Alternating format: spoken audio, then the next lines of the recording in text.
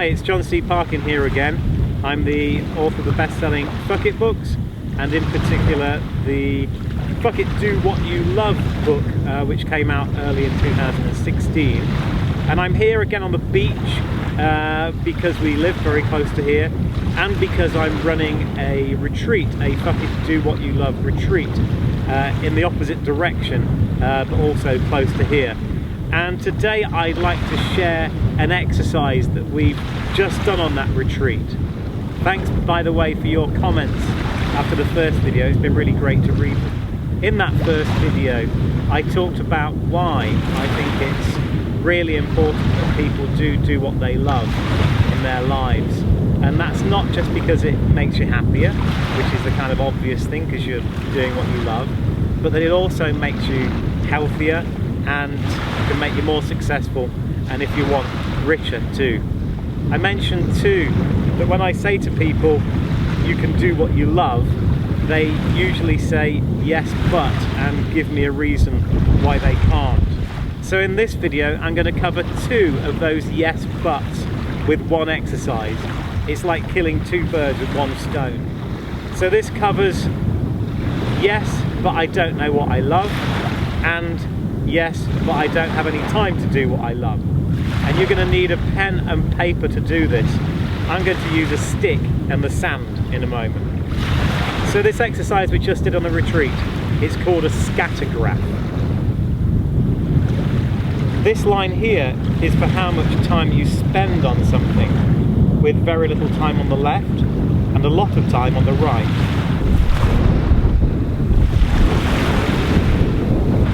And this line here is for how much you love something, with not loving it at all at the bottom and loving it a great deal at the top.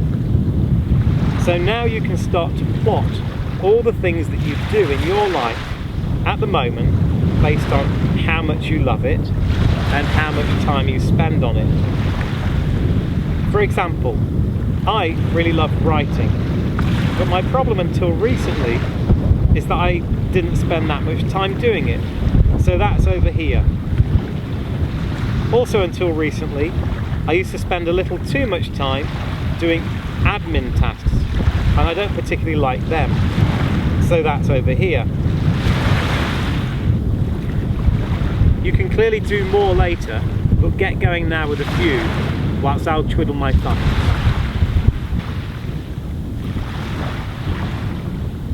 Okay, you got a few? Now I want you to start drawing some arrows, or what are known in the scatter graph business as vectors.